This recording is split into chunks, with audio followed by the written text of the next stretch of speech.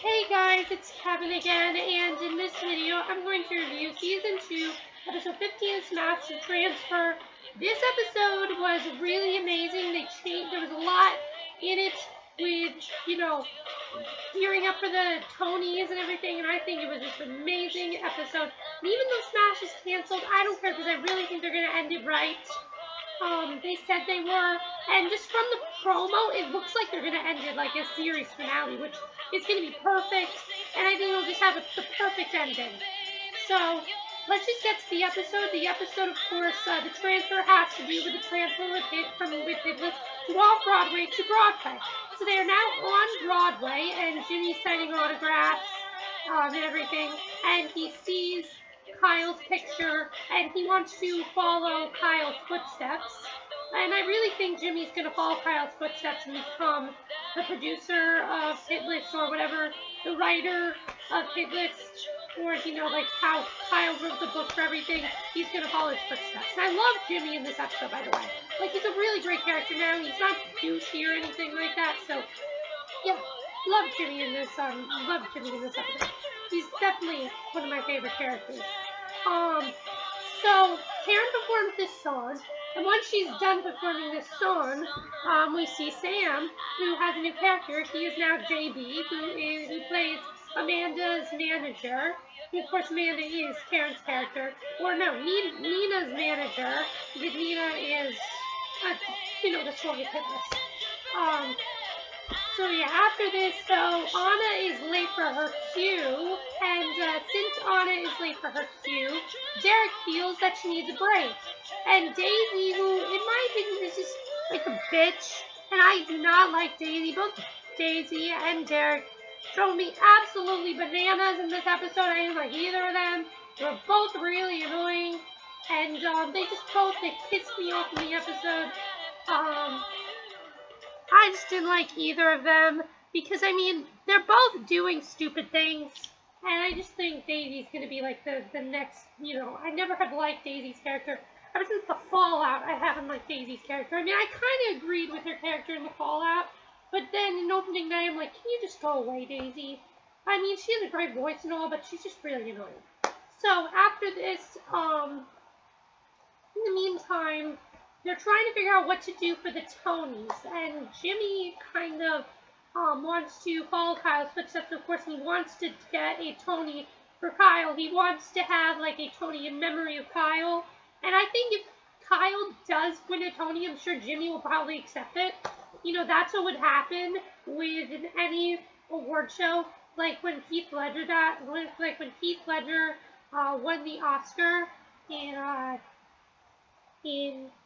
I don't remember, but I do believe he was nominated for something.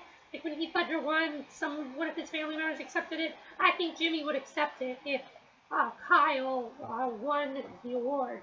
So we'll see what happens there. But he kind of wants to be bigger, and he wants to pull out all the stops now that they're on Broadway. And people are saying they're not as good on Broadway. So, and Derek thinks the problem is Anna, but Jimmy disagrees. It is not Anna. And Karen wants to try to figure out what's the problem with Anna. And it turns out there's nothing wrong with Anna. It's Daisy who wants to replace Anna. Apparently, when Daisy and Derek were having their little affair the night after Bombshell had gone to Broadway, when they talked at the end, they had a drink, and after this happened, Derek had told Daisy that she can be the diva, and Daisy has every bit of it recorded, and she's now going to, and if he doesn't give her the role, she is going to post it online, which is going to ruin his life, basically, which is going to ruin his career, pretty much. So that's pretty much what happens, and after this, we find out that, again, she's not just her understudy, she's her replacement permanently. And before this happens, though, Jimmy and Julia decide that Jimmy remembers how Kyle always, after the Fringe performance, Kyle wanted to have these live updates from the characters. because, you know, it's sort of a modern show. And I think that'd be really cool, actually, if you went to a Broadway show and they had updates on your phone. Because most times they tell you to turn your phones, you know, they tell you to turn your phones off. Yes, my background is Smash. They tell you to turn your phones off. But I do think it's kind of cool how you get live updates. So, then what happens is we see, Daisy and Karen perform I'm Not Sorry, which, by the way, I loved I'm Not Sorry. I think they both sounded great in it.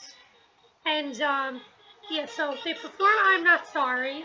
And while they are performing I'm Not Sorry, while this is happening, we see that Anna's very jealous. And we also see that, that the live updates end up working and they are a big success. Everything. So then what happens is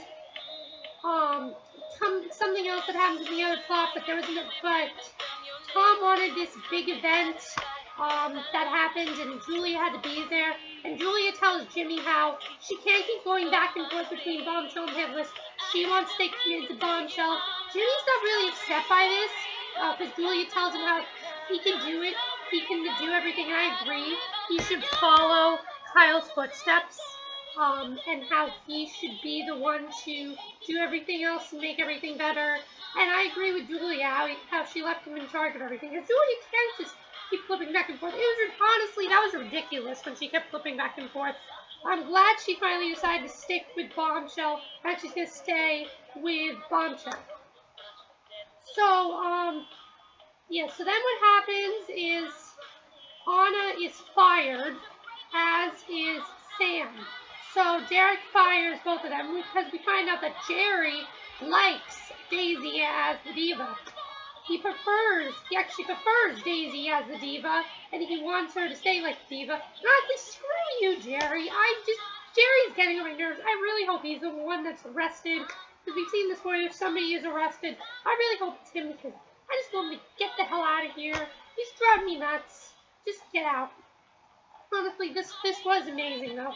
I do think that Anna would have killed it, though, if they did I'm Not Sorry with Anna as the diva. She would have been a lot more amazing, and just everything would have been a lot better. So, then what happens is Karen and Anna see Ivy, and Anna tells Ivy, oh, well, Derek fired me.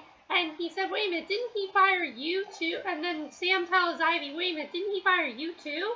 And Anna then says, oh yeah, he did fire you once Karen tried to sleep with him, but once you slept with him, he gave you the role back. And then Ivy asked Karen, why did you tell Anna all about this? And they had a conversation before in the episode where they had promised to be mature about everything, and Ivy's just very upset now. She just wants to have the role for the Tonys. She wants to fight Karen for the Tonys, and I think that's going to be incredible. So now let's get to, and I'm not going to get to the big cliffhangers because we're going to Bombshell now, so let's go to Bombshell. The first thing we need to talk about with Bombshell is, of course, what happens with Ivy. With Ivy, what happens is, Ivy wants to, well, it's mainly Tom, actually. Ivy's getting all this credit for Bombshell. She's doing great and everything, and they want her to do a commercial. And Tom sort of, he's not getting a lot of recognition. They say if he's the one that gets an award for Best Director, it'll be a big surprise. So Tom feels he wants to prove that he can be a good director. And there's this whole event going on, Houston and Levitt night, you know, Julia Houston and Tom Levitt night.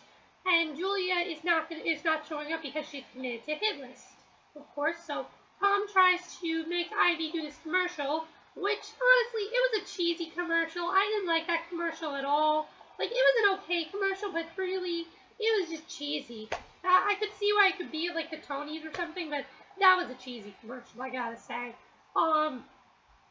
After she does the commercial, he wants Ivy to do this sexual number, Grit and Bear It, which shows like a nightclub side. By the way, this was my favorite song of the episode. I loved Grit and Bear It so much.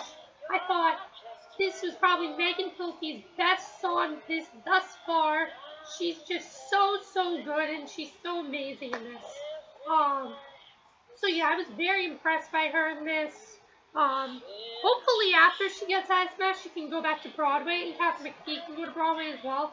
Because I'd love to see the two of them in a Broadway show together. Smash on Broadway, okay? Smash on Broadway. Why not? What do you guys think? Smash on Broadway. Yeah. But, then what happens is when she's performing this song, she doesn't really want to do it, and Eileen tells her how she doesn't want to do it either. Eileen really doesn't want Ivy to do it either, but Ivy does end up doing this performance, and, once she's done performing this song, we have this whole thing with Anna and Karen, and Ivy receives the big news, and that big news is that Ivy is pregnant. OMG, Ivy's pregnant. I can't believe it. Honestly, yeah, I can, but it's just such a shock, and I think it changes so much for the show. And now people are going to watch the show, and they just canceled the show. Honestly, it's stupid. Big cliffhangers that, Ivy's pregnant, and they just canceled it. I mean, they're going to have another episode, but it's still it's canceled now, and it's not coming back. But I really think they are going to end it right.